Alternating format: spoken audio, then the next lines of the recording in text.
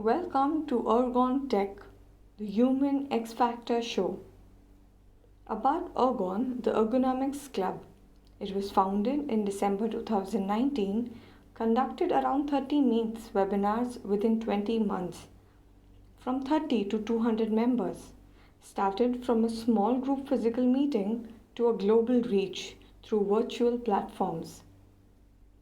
The purpose of this club is to promote ergonomics to help people work with comfort and efficiency, to create awareness at professionals, public, and governmental levels, and to help in professional development. How does it work? Online and offline networking, educational other events.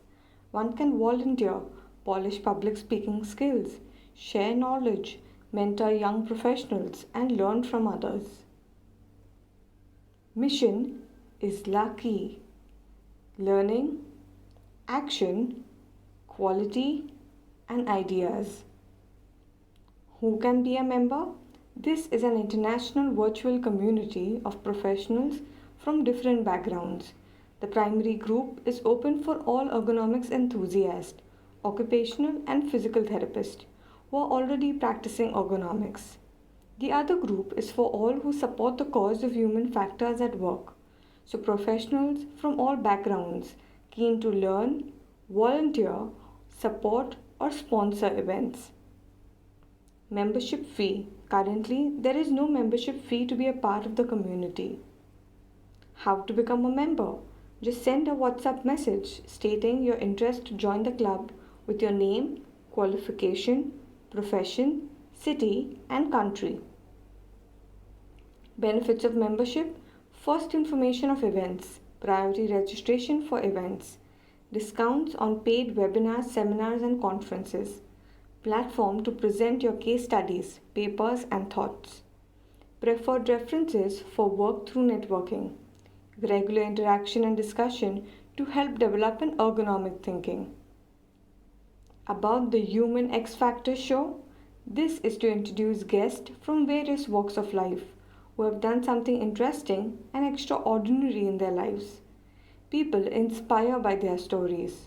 Listen to some life stories, their successes, their failures, how they fought the odds and emerged in their respective lives, and find answers to questions lingering in your minds. If you want your story to be covered or know someone whose story can inspire, please send a gist of your story on the following email. Please welcome the guest for the day, Dr. Harsh Vardhan from Wellington Region, New Zealand.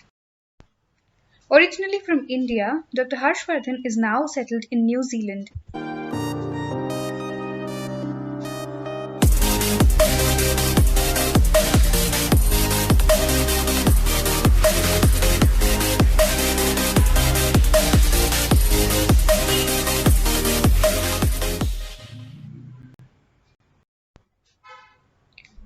He is a public or a civil servant and a program manager with a health background who enables people to get the best out of themselves. His role includes leadership of a national cross-agency action plan and advice to the government on the day-to-day basis as and when required. He is a registered health professional in occupational therapy and the former president of Tangata Tiriti over 2 terms of New Zealand's National Association of Occupational Therapists. He is also the former advisory committee member of the Allied Health Lead and presenter for Choosing Wisely New Zealand, which is the Council of Medical Colleges. He also is a peer reviewer in the editorial board of the Indian Journal of Occupational Therapy. Dr. Harsh Vardhan carries with him a vast experience and is skilled in people leadership, operational management, governance, program and project management, improvement science, leading change, and commissioning. He has over several years of experience in working at the coalface in the public health system, hospitals, community, private practice, school systems, and NGOs. He has received the 3DHB Quality Award in 2014, the IOTA Young OT Achiever Award in 2016, and also made it to the top 3 nationally in the Clinicians Challenge 2016. His special interests include public and civil services, systems thinking, contemporary leadership, mentoring aspiring leaders, governance, equity, child development, and well being. Thank you so much for accepting our invite to join this talk show. Uh, Harsh, just tell us something about yourself now. How you were as a child, how this journey began. Well, you have taken me quite in past, and as a child, I was like any other child, as children are, a little bit carefree to begin with, and I don't know. I mean, especially in my primary years, I used to be, be in my dreams as children are. One thing which I see a connecting point between what I did then and what I do now is, I'll give you some examples. For example, once I'm talking about like standard 3 or 4. I was quite young then, and we, a group of friends, wanted to organize a sports event. And so my friends, in their mind, they had things like, they will have a cricket match or something, right?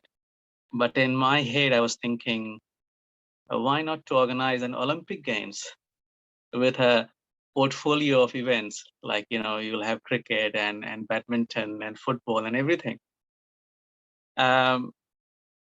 And this was a silly idea back then, because, it was impractical that 5 or 6 people can come together and plan to have an Olympics. But I can see at that time I was having that wider vision. And what I do now is not very different from that. So as program manager working in healthcare, in Ministry of Health, I have to manage a portfolio of projects. So it's interesting how things we do as children, as a child, and further down the line when we grow up, the basic thought process does not change much.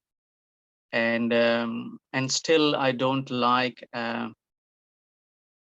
drill too much down in a project. I like always to have an overarching kind of provide an overarching framework to a portfolio of services, rather than drilling too much down into detail of things. So just an example. So early childhood was pretty much doing random things, as I said, as children do. And but gradually my interest got more into to leadership, and not out of interest. Sometimes in that moment opportunities come, and you just you become part of it. So I in my high school, I remember I ended up being school captain or head prefect, or whatever you call that. And that was again, all of a sudden you get a sense of responsibility when you know that you're representing around 2,000, 3,000 children. And somehow that has influenced my career. And so yeah, this is my in a nutshell how things have progressed as I grew up. That's interesting. But Harsh, you were an occupational therapist by first qualification. Then what made you choose this line, this field? How did it all happen? Yeah, I'm still a registered occupational therapist, or a health professional with occupational therapy practicing certificate. I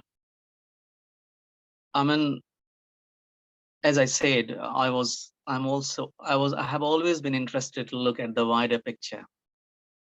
And when you look at occupational therapy, either you can zoom really in and get into the technical details and do one-to-one or provide one-to-one therapy services to your clients, or you can use your skills at a wider level to influence many lives.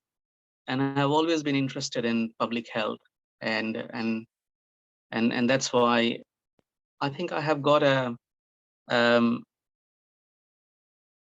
I have always liked to work in public sector, because I always wanted to bring a change at a wider level, to provide a service which is more equitable.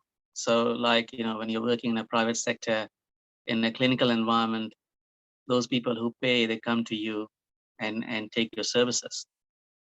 One of the reasons why I got into public services is because I wanted to do something which is equitable.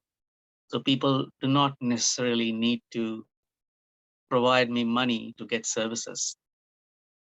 And so this is one aspect. The other thing is that, of course, to be able to work at a wider level, have that systems perspective. And so basically what I do now, I still use my occupational therapy skills, but at a different level. So these skills get used for example, if I'm writing a briefing for a minister, I use my clinical skills to inform that briefing. Though I'm not directly working as a clinician, but if you like, clinically informed lens or clinically informed advice is what I provide. And the advice I provide that helps to influence life of children, people across the board, and not necessarily drilling down to one specific consumer or client. So I think, as you'll see, coming back to your original question, though I have moved to different kind of practice, which works more at a systems level, 2 or 3 steps up, than getting really into the nitty-gritty of practice.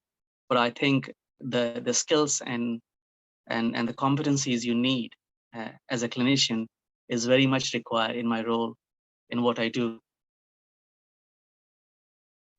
Absolutely. That's a great thought, I think. Now, when you chose this, choosing a public sector, that too out of India, so, and being born and brought up in a country like India, you are kind of used to certain trends, certain ways of living, and then suddenly a change from India to New Zealand. How was it? Was the decision making difficult to move out of India, to choose a different sector? Maybe a more evolved one, but yeah, still it was different. Were there any hurdles in your journey? And if there were, how did you overcome them? I mean, that is life is all about. When you when you are in a journey, you will come across challenges, and and challenges start quite early. I remember passing out as a new grad, and I used to think, what will happen if a patient walks in the clinic and says, for example, I have got cerebral vascular accident, I have got hemiplegia or head injury, and how will I assess the patient? Because as a student, you do practicals, you do those things, but you have got a protective layer around you. You have got a safety net around you. You will have your supervisors, you will have your lecturers and professors around you. But the very thought of to be able to do on our own was quite scary. So basically what happens, as you would have gone through this, you just pick one thing at a time, and you see what skills I need, and you work on those skills. And for example, I remember working on like sensory processing. This was something which I knew literally nothing about as a final year student even. even in my internship. And I remember there was a subject or topic on sensory processing, and I mugged things up and put things in paper, and I don't know how many marks I got out of that. But anyway, in my final year, I remember when I wanted to be part of a group which was doing, work around sensory processing, and I was told that this is not my cup of tea. Well, I took that as a challenge, right? And that very day I went to the library and got a book, and I saw one of the teachers was around, and I said, should I read this book? And the teacher said, no, this is of a very high standard, you will struggle. Maybe we'll grab the other one. I thought that, no, I'm going to read it now because let's try the high standard rather than try something else. Anyway, that was Anita Bundy's book. And it was interesting after many years when I was going to present in Asia Pacific Conference. Anita Bundy was my co-presenter. She was sitting next to me. And I said this to her. I said, look, Anita, I have grown up reading your books. And I feel really proud that today I'm presenting and you are presenting along with me. And she's a humble person. She smiled and said, I'm glad that you found my books helpful. So that is what I'm trying to say. We all, when we are young and fresh, we are not born with all the skills. You grab them, you learn them as you grow. When I came to New Zealand, for example, dyspraxia was one of the things in the job description, and I had never, to tell you frankly, assessed dyspraxia. And I knew that if I will enter in the job interview, they might ask me. So I was going through dyspraxia and how you assess them, how you provide intervention. Anyway, they did not ask me in the interview. But when I got the job, gradually I realized not only I did not know dyspraxia, many of my colleagues were not too sure about how to diagnose dyspraxia. And I started to work on that. And eventually I ended up designing a diagnostic framework for dyspraxia. And that was the time when we approached the OT board back then, and then we ended up having basically OTs were given authority to diagnose dyspraxia. When I went to the OT Association, I knew very less about governance. I had never managed an executive level staff member, and this was again a challenge. So what I'm trying to say is that as you progress in your life, things will come and challenges will come. But it's knowing that what you do not know. If we know that, problem is that many times we do not know what we do not know. So once you know what you do not know, things become easier. And going through that continuous improvement cycle, whether you PDSA, plan, do, study, and act. So basically you move through that cycle. So I remember my first board meeting as a co-president of the Occupational Therapy Association. I was very nervous. I knew nothing about governance, but 5 years down the line, when I stepped down, I think I know reasonably well about governance. And sometimes I go in some board meetings or I see that happening around. I think that, it can be done in a better way. So when I went to the ministry, one of the challenges was commissioning, contracting. Before that, I had done contracting, but a very low level, like in say $10,000, $5,000. But this contracting was in millions. And I used to, on first day I was thinking, so how many zeros we have in million? And but I worked on that, and I think I know it quite well now. And so that's the thing, it's the continuous improvement, and who knows what is coming next. So yeah, so challenges we face every now and then, and that is what happened with me. But I took it in a positive way and tried to find out, to know what I do not know, and worked on it. So doing an MBA was a part of taking up that challenge, or how was it? It was planned. How was it? Yes. One thing which I, when you're an undergraduate student, you pass out. The automatic thing which comes in front of you is, should I do masters? So when I had passed out as undergrad student, and at that time, masters had become quite popular in India, and it was popular. It became popular to an extent that you could see discrimination between undergrad and postgrads. So, for example, a very small thing. Um, um, I think I should give this example here. So, we were asked to move furniture, and as student. So undergrad students were given, basic, furniture which were not that fragile to carry, and postgrads were given, expensive furniture. I think the underlying assumption was that grads are not that skilled; they cannot handle it. So that is how we were growing up, and so when I passed out, there was an incredible amount of pressure that I should do postgrad. But in my mind, I was thinking that I will not do postgrad just for the sake of doing it. And I used to think, if I'm an occupational therapist, if I do postgrad, what additional skills I'll get? And do I need those additional skills? So I thought, no, this is not the right time for me. So I waited for the right time. And as I said to you earlier, I was always interested in systems that wider lens. And then I thought, let's do masters in management. And that had always been my interest, leadership, management. So I thought, oh, I'll do it.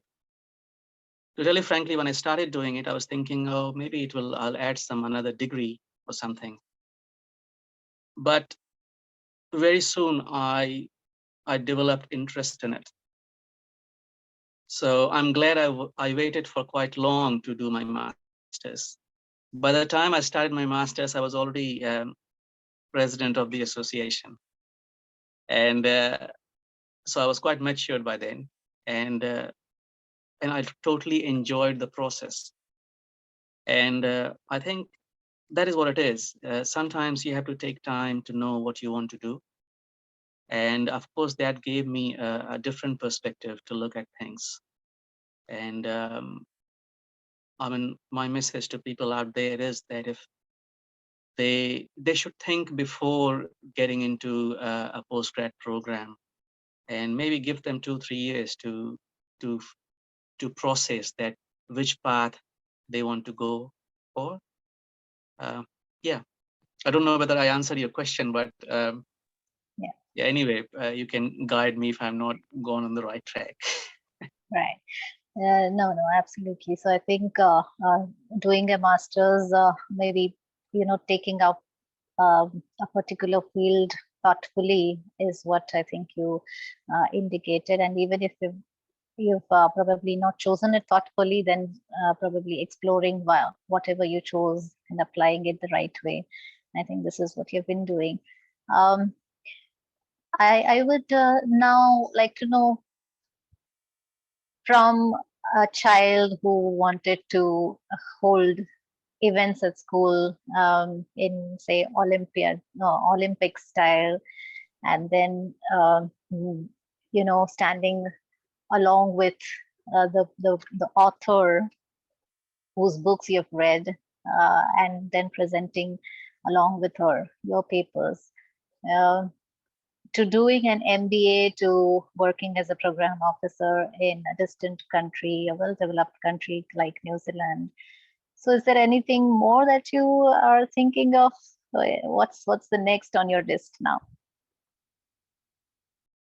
Yeah, that's a good question. It's hard to tell what is next. Look, throughout my career, I have never planned it this way, that like I want to become that, I want to become a manager, I want to become a project manager, program manager. It was never planned that way. For me, every day when I come back home, I come back thinking, so what I have learned today. It's not just doing things, it's also what the day has taught you. And I think that cycle, that hunger to learn is still there. And, you know, I still, there is so much to learn and know. And as I said, sometimes you do not know what you do not know. So in future, where I'll go, I would like to know more about what is out there, which is unknown. And if there is unknown, or even if something is unknown, how can I be relevant in it? How can I be contributing to it? One thing, again, going back to that Olympics, and I'm laughing because I'm still in touch with those primary school friends. And when we caught up after years, we did discuss Olympics. And so, cutting the long story short, wherever I go future, in the future, it would be somewhere around public services and looking health from a systems perspective with a wider lens. And as you will know, solution of health not necessarily always lie in health. So housing issues, then you can talk about other social determinants of health. And these are the areas I would like to spend more time in future and to see their impact in health. So still a lot to learn, and I don't know where I'll be going in future. But what I know is that I want to keep learning. I don't want to be stagnant. For me, if I do not come back home with a learning every day, the day is not successful for me. And that learning doesn't have to be from a high authority or a person who is a big researcher. That learning can be from a small child. You can learn and come home something. It doesn't need to be from. So still with my colleagues, and I try to see what is that in that person which I do not have. What good things I can learn from that person. So yeah, I don't know I have answered your question, because Yes, I can't give you an exact that's answer. It's hard to give, but right. In fact, that yeah. answers my other question, which I would have asked you. What do you think are you going to plan to achieve that? So I think you've already answered it by being a keen learner always. I think that's the way you are looking at it, Yeah, right? and just want to add there, just wanted to add there that um, keen learner is important, but at the same time, network and people you connect with, because you need a bit of direction. And I'm quoting one of my colleagues who said to me once that you know you can always have people. Some people will be +1, +2 for you, and some people will be -1, -2 for you. For example, when you are in network, there will be people who are your juniors who aspire to be, for example, being president for the association. For many people, that might be aspiration. They might be thinking, oh, that is a big deal. How do you get there? So that is your -1 and -2, and those people want to be in your network because they may take inspiration from you, but they do not realize they end up inspiring you as well. So when I link with those people, it's not only I give to them, I get inspired by their energy and their fresh perspective which they bring in those discussions. +1, +2 is those people who I see that, oh, maybe that is something which I do not have. How can I get there? So I think when you think about network, it's not just about networking with, for example, I will not just go and network with a chief executive officer or another program manager or a director general of health, or, but I will also network with first year students. I like interacting with young aspirants. And so, and that is part of learning as well. So keenness to learn combined with a good network around you. Yeah, that's a really nice thought. Networking is something very important, and that brings me to my next question. Have you heard about the Ergonomics Club? That is a networking community um, of the ergonomics enthusiasts. We have founded that in India, but we have people across the globe. Have you heard about that? And what is your opinion? And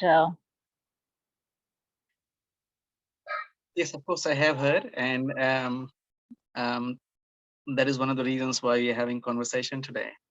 And for me, it is important to know the story behind things, and I want to know why people are on that journey. And what stuck with me was your personal story around that, and why you developed interest in ergonomics, and you decided to set up this company. And you talked about your father as a mechanical engineer and how you saw him working hard in his workshop, and you always wondered, uh, can you do something about that? And this has inspired you to come up with this idea. The other thing which I like is the club, which you talked about. And again, that is a network, a network where people with, as I was saying, -1, -2, 0, +2, +3, +4, all these people come on one platform, and they share their energy, their passion, their views. This is very important. What I like about the company or the club is that you can do business, you can earn money, you can you know run you can run a profit making business, but it is equally important to create or to influence people around you so that they can become messengers of change. And when it comes to ergonomics, especially in the Indian context, uh, uh, a real change can happen only when you have got a wider influence. And what you are doing with that club is that you are trying to make that influence wider. Maybe you're trying to set up another Olympic game. I'm going back to my example. yeah. So yes, I really value and appreciate what you and your company have been doing, and the club is the vision and idea behind the club. Thank you. And how do you think ergonomics and the club would help people in your circle, or not only your circle, maybe the people you know in India, out there in New Zealand? How would ergonomics help them, and how would the club activities help them? Or how should we rather, go about the activities so that it could help them? So two ways to answer it. All so talking at the grassroots level, um, I used to practice in India, as you would know, or you may not know. Um, I used to practice in a government hospital, and this hospital was in an industrial area, and my job was um, to run the OPD, the occupational therapy OPD, and every day we had around 40-50 patients turning up, and a big portion, I'm saying around 30 to 40% of that population had issues with work site related issues, injuries, and they were like small um, scale industries and literally no idea what ergonomics is. So like people used to walk in and say, they have got knee pain. And when I used to ask, so how do you work? So they squat, so they were squatting on the floor and doing, it was all hand manual work. And I used to think, what can I do for them? And they were such in huge numbers. And I used to educate them in their own language, with the minimal resource and ability I had at the time. So I have got several such examples. So I'm quite aware of the Indian context. And this is one side of India which lives in, small cities, and they are poor people, they can't afford things. They're working in small factories and basically ending up in work-related injuries. Now then there is other group, the corporate, C-suit and, tie and coat and that, that high class. And that is another, um, quite a big number of client group would fit into that category. And if I'm not wrong, I'm not too sure how much Indian companies are doing to promote health and safety or ergonomics at workplaces. So a club like this, they can be, I think, influenced in 2-3 ways. One is, of course, when you have that mass movement, when you have people, the network all across the country, they would be ending up being a driver of change or an agent of change. And they can bring change at the grassroots level. And here I'm talking about those people who are struggling for their meals even, and those people who do not have access to world-class ergonomics consultant, or may not have access to them, but they deserve better support. Now, again, this club can help there as well in creating awareness, or maybe providing them some kind of support, maybe influencing policy decisions so that some, strong policy level work is done to ensure that the person who may not afford all these ergonomic support, there is some obligation on employers to provide them a safe environment. And then, of course, you can work in big companies and influence corporates. The club can help to get international expertise, people who can talk about the trade, people who can give tips on technical aspects of trade, and also people who can give tips on non-technical aspects of trade, because trade is not just about knowing technical information. There are many other aspects of doing a business and which needs to be considered by clinicians. So yeah, I think overall, it's great to have the club, and there would be many other benefits which I can't think of now, but these are some of the things which I can. Great. Yeah, thank you for those insights. Now, Harsh, before we conclude, any one message that you would like to share, give to our budding entrepreneurs and the practitioners, occupational therapy or ergonomics practitioners? One word of wisdom from you. I'll rather say a few sentences. I mean, yeah, as I was saying, if you want to be successful as a practitioner and disregard to the field, and in this case, we are talking about ergonomics, technical information is important, and you should be knowing that, but it is not everything. So for example, you can have cognitive intelligence, you can have IQ, intelligence quotient, but what we also need is emotional intelligence.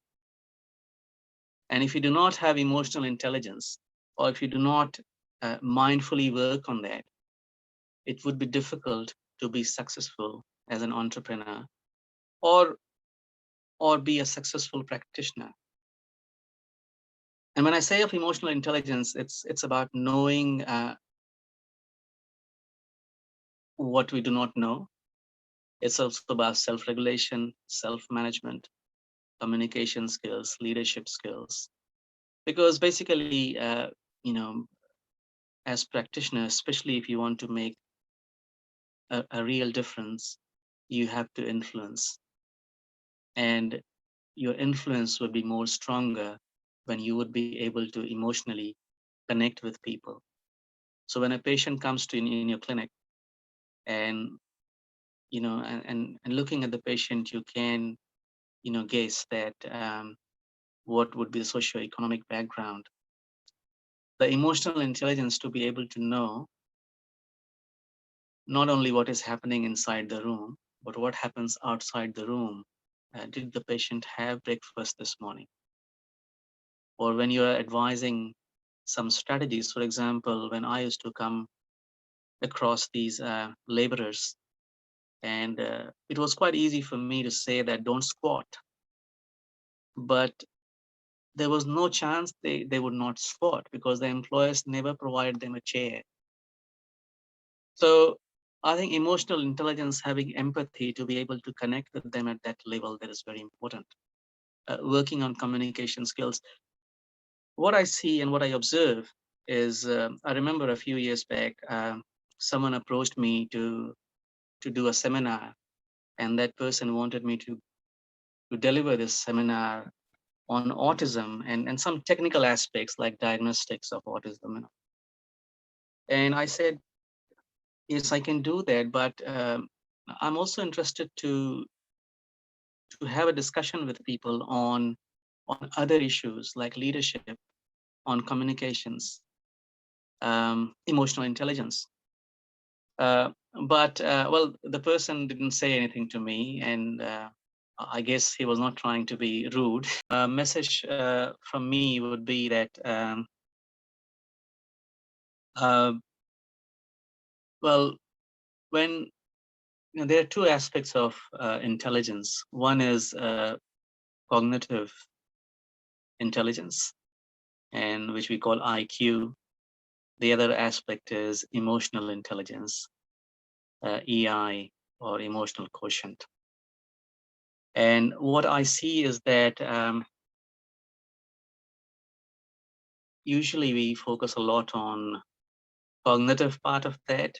So drilling into the detail of technical education and technical aspect, and when I see young aspirants being very interested to know therapeutic techniques and how you apply this and how that happens, and that is great. We need that. Without that, you can do nothing basically.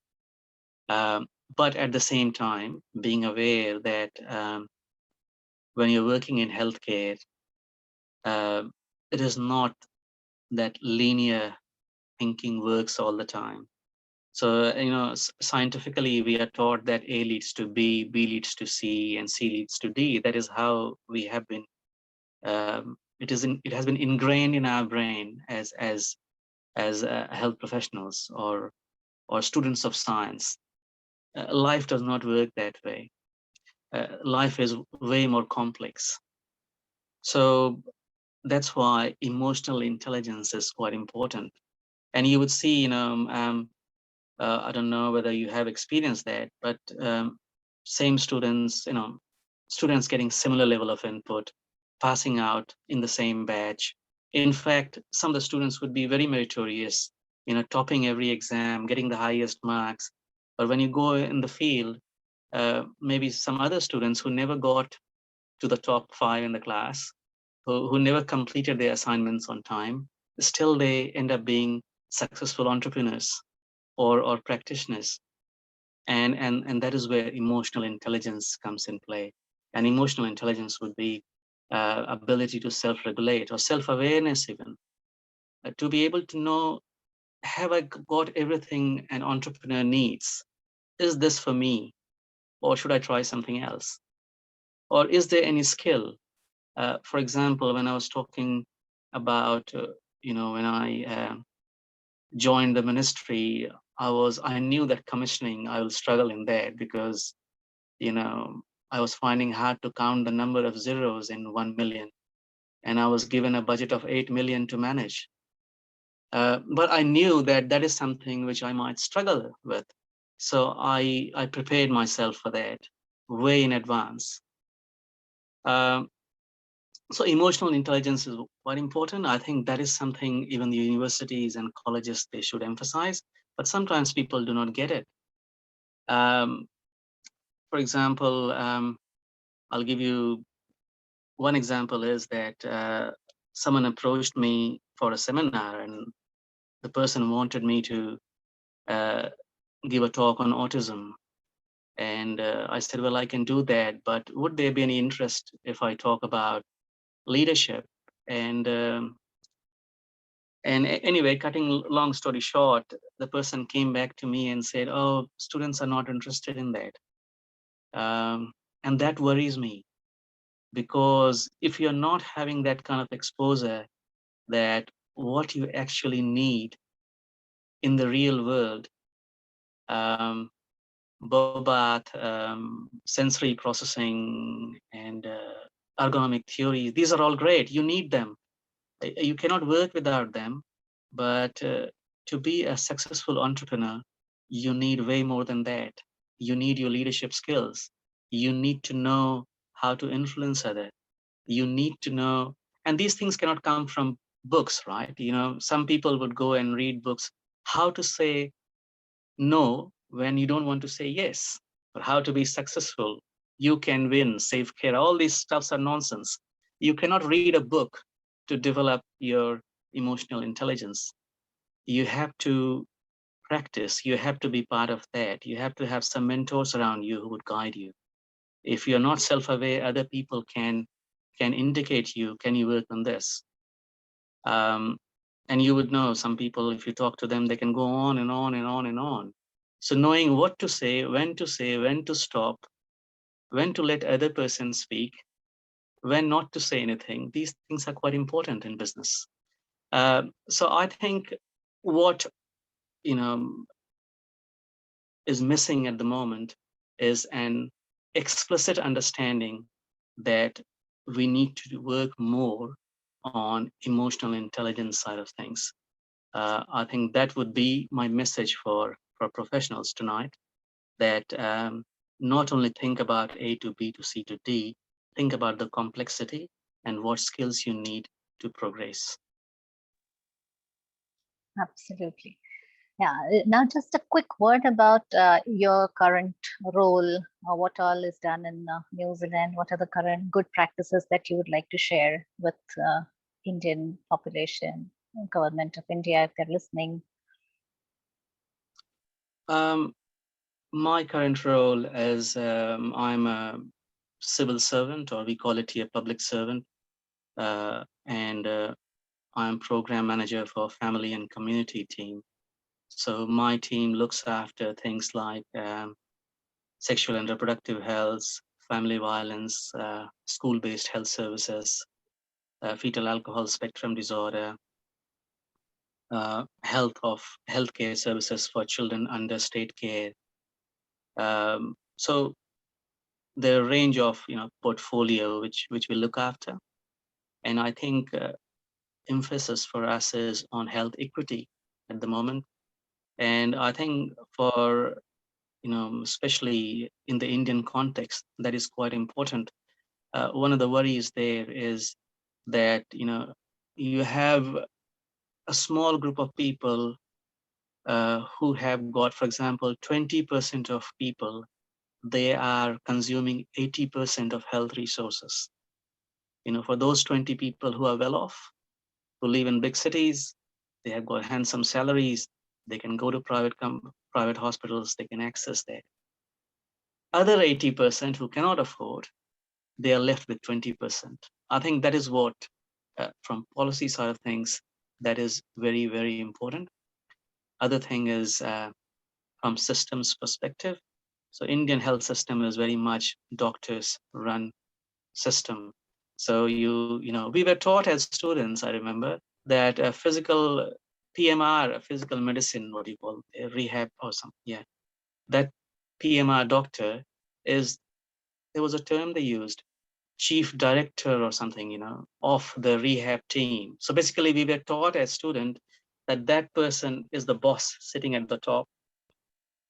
All others, you know, allied health and other people, they are at the bottom, and you have to always take orders from them. And this is ridiculous. As a students, you're teaching them that hierarchy doesn't work in healthcare anymore, at least not in this part of the world, in New Zealand. So it's about leadership and management by network, and that is what we do. Most of those people who do my projects, they do not directly report to me, and you know, I do not give them orders. We work with influencing and giving them a purpose to go and do things, and that is how we get the work done. So I think culture change is also important in the Indian context for healthcare. Absolutely. Yeah, those were really nice, great insights. Thank you so much for your time. I don't think I can thank you enough for all the accommodations with the time lag, time differences, with your busy schedules. I think I cannot really thank you enough, but still, on behalf of the club, I would really extend my heartfelt thanks to you, gratitude to you for sharing your knowledge, good practices, your journey, and some words of wisdom for the budding entrepreneurs. Thank you so much. Thank you very much, Dr. Mona. Have a good day. It was so nice having this Thank chat. you. Thank you. Bye-bye. Thank you so much. Bye.